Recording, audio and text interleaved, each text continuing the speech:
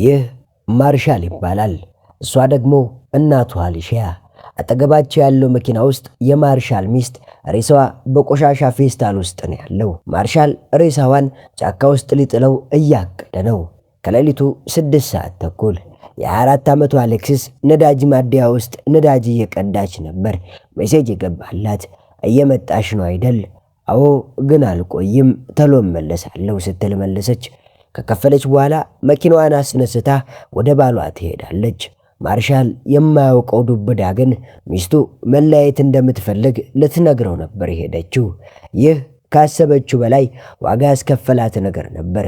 ከ2 ሰዓት በኋላ የአሌክሲስ መኪና ከማርሻል ቤት ሲወጣ ይታያል። ነገር ግን እሷ ሄዳ በማታውቀው መንገድ ነበር የሄደው። ጸጥ ያለ ሰፈር ውስጥ መኪናው ቆመ። ከመኪናው ውስጥም ፊቱ የማይታይ ሰው ይወጣል። ፊቱ አይታይም፣ ነገር ግን እሷ እንዳልሆነች ግልጽ ነበር። ከዛ በኋላ አሌክሲስ ድጋሚ አልታየችም።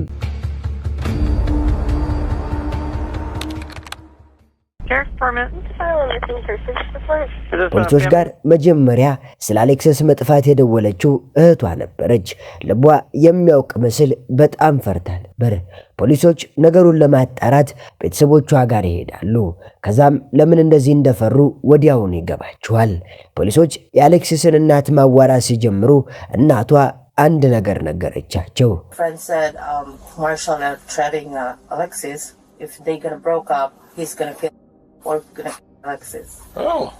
ለመጨረሻ ጊዜ አሌክሲስ የሄደችው ባሏ ጋር እንደሆነና በቅርብ ጊዜ ሲዝትባት እንደነበርም ትናገራለች። ይሄውልሽ እንለያይ እንዳትይ፣ የምንለያይ ከሆነ ወይ ራሴን አጠፋለሁ ወይም እገልሻለሁ ብሎ እንዳስፈራራት ከእናቷ ይደርሱበታል።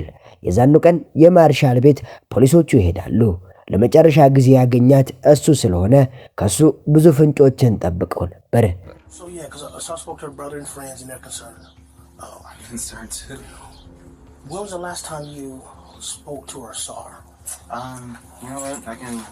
ማርሻል ከላይ ሲታይ የዋህና ፖሊሶችን በቻለው አቅም ለመርዳት የሚሞክር ሰው ይመስል ነበር።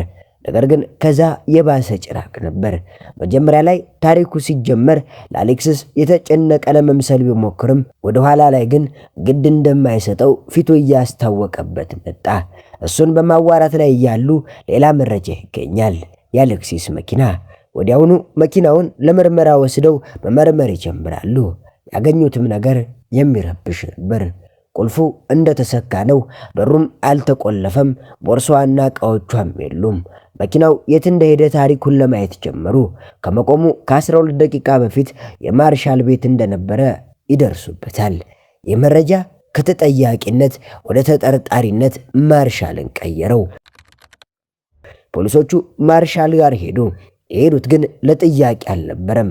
ቤቱን እንፈትሽ ብለው ይጠይቁታል። እንደፈራ ፊቱ ያስታውቃል። ቤቱ የኔ አይደለም የእንጀራ አባቴ ስለሆነ ደውዬ ልጠይቀው ይላቸዋል። እየደወለ ያለ ፖሊሶቹ ማርሻል ቤት ውስጥ እንዲያዩት ያልፈለገው ነገር እንዳለ ይገባቸዋል።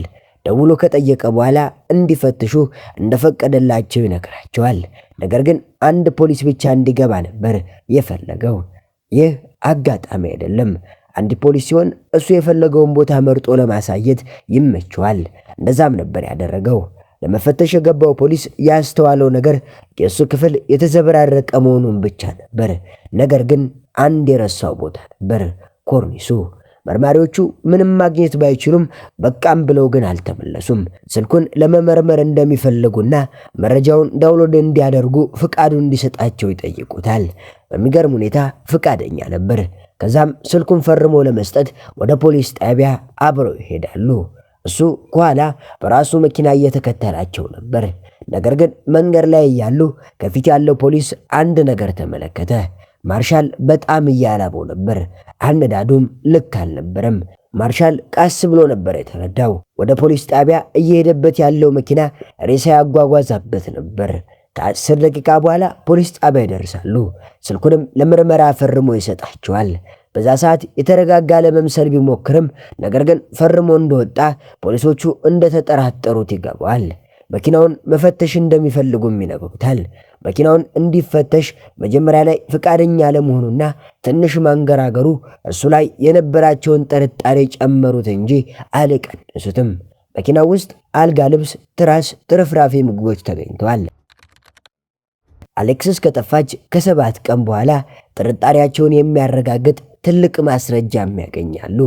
ይህ የምታዩት ቪዲዮ በሲሲቲቪ ካሜራ የተቀረጸ ነው። የአሌክሲስ መኪና ከማርሻል ቤት 12 ደቂቃ የራቀ ሰፈር ውስጥ ሲጣል ያሳያል። ከዛ ፊቱ የማይታየው ሰው ከመኪናው ወጥቶ መሄድ ይጀምራል። መርማሪዎቹ የሱን አካሄድ በካሜራ ሲከታተሉት መጨረሻ ላይ የት እንደደረሰ ለማመን ይከብዳቸዋል። የማርሻል እናት ቤት ፊቱ የማይታየው ሰውዬም ማርሻል ነበር። ከዚያ ወዲያውኑ የእስር ትዕዛዝ ወጣበት። ወደ ቤቱ ሊያስሩትም ቢሄዱም በሩን የሚከፍትላቸው አጡ። ሰብረውት ቢገቡም ማርሻል ግን ቤት ውስጥ የለም፣ ጠፍቷል። ቤቱን እየፈተሹ እያለ ግን በጣም የሚያስደነግጥ ነገር አገኙ። ጋራጁ አካባቢ መጥፎ ሽታ አለ። ፖሊሶቹ ሽታው የሞተ ነገር እንደሆነ እርግጠኛ ነበሩ። ጠጋ ብለው ሽታው ከየት እንደሚመጣ ለማጣራት ቢሞክርም ከኮርኒስ ውስጥ እንደነበር ይደርሱበታል።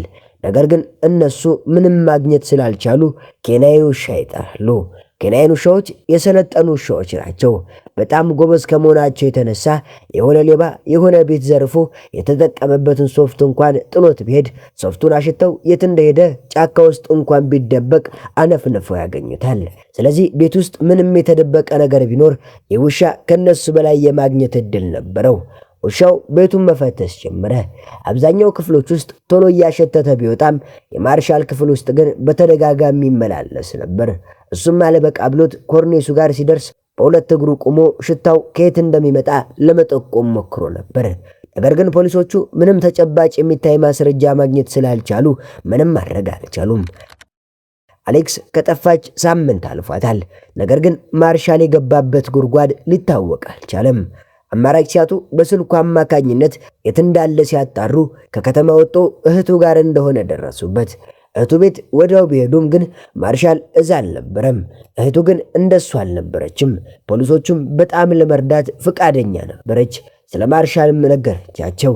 ስለ ልጅነቱና ስለ አስተዳደጉ ማርሻል አንዳንዴ አእምሮ ልክ እንዳልሆነና ጤነኛ እንዳልሆነ ትነግራቸዋለች።